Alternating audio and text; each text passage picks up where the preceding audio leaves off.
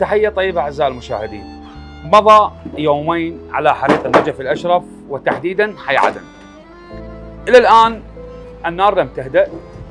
اليوم من الساعة 1 صباحا إلى الساعة 5 صباحا فرق الدفاع المدني قامت بإطفاء حريق نشب في الطابق الخامس من هذه البناية.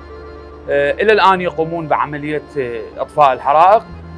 طبعا الصورة أمامكم أعزائي المشاهدين هي واضحة بالخسائر، هي ملايين بل مليارات، يعني رقم ملايين تبددت هنا. إلى الآن يعني فرق الدفاع المدني مستنفرة في هذا المكان، وإن شاء الله سنضعكم بالصورة في هذا الحريق. تابعونا.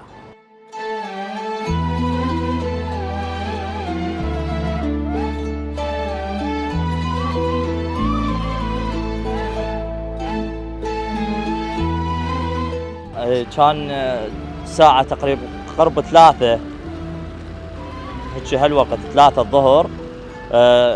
كان يطلع دخان من هاي البضاعة، ركضنا عليها احنا بقناة الإطفاء، ما قدرنا. اجت الناس هاي حي عدن ما سيطرنا عليها، كانت إطفائية ماكو بحي عدن خارجة، على ما نادوا عليهم وصلوا اشتعلت النار بسرعة، نار قوية كلش، عبرت حتى ذيك الجهة، يعني وصلت بعد ما نعرف احنا شنو حادث هاي النار، جقارة كهرباء اي شيء ما نعرف، اشتعلت بشدة. بس هو هذا كان طالع خارج المخازن واصل على جهة الشارع، واشتعلت النار وما قدرنا. اجت الاطفائية والدفاع المدني ما قصروا الناس اللي اليوم يقولون اي بعد النار هاي السيارات الدفاع المدني موجودة، ولحد الان نار مشتعلة بالخلف وبالعمارة الفوق ذيك الطابق الخامس بعد اكو نار، فهم ما تاركينها، صار يومين ما تاركينها، حاضرين وواجبهم ومسيطرين على الوضعية.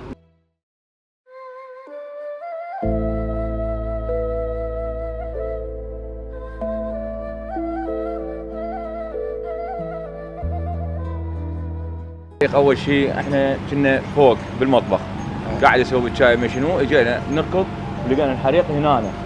اي من ركضنا ما شنو، جبنا اطفايات ما ادري شنو، ما لحقنا عليه.